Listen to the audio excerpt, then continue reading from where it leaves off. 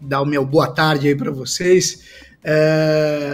De fato, a grande mudança que a gente tem estrutural na sociedade brasileira nos últimos 30 anos, se a gente pode dizer, ou até um pouco mais do que isso, é a mudança religiosa que o Brasil vem passando, né? Se a gente pegar a eleição de 1989, quando a primeira eleição pós-ditadura militar, nós tínhamos 9% de evangélicos naquele momento no país.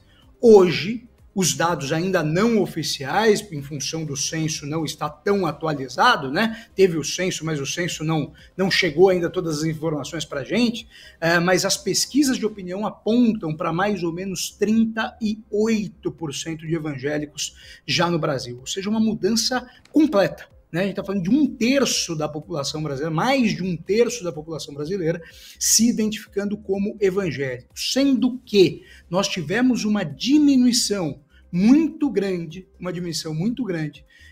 de católicos que se diziam católicos, de 79% para 52%. Claro que os dados oficiais, e aí tem uma grande questão, tem uma diferença, porque tem muita gente que inclusive não diz que é evangélica, se diz cristã, e daí cristão entra em todas as categorias, mas acaba seguindo denominações evangélicas. Então você tem uma variação muito grande aí dos números em relação aos evangélicos no país. O fato é impossível hoje você pensar em disputar uma eleição, em conversar com a sociedade brasileira, se você não entender justamente essa mudança de concepção social, de entendimento sobre a vida, sobre o que se pensa sobre a sua própria existência, né, o brasileiro. Então, essa é uma grande mudança. E todo mundo quer falar com os evangélicos. Em um determinado momento, essa fala com os evangélicos se dava muito pela questão social, porque o evangélico está muito concentrado nas franjas das grandes cidades, na classe C2 brasileira, né?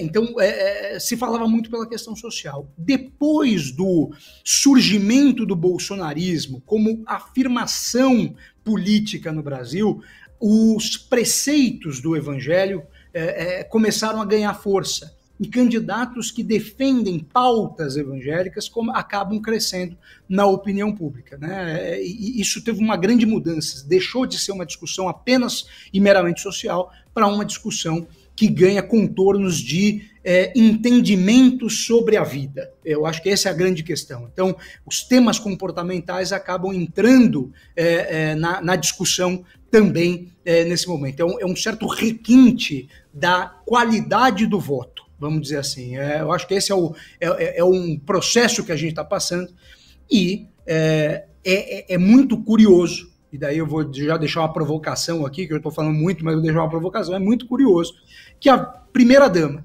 que é identificada com o candomblé, principalmente porque já apareceu algumas fotos da escrivaninha da Janja, que tinha lá... Põe a foto aí, produção.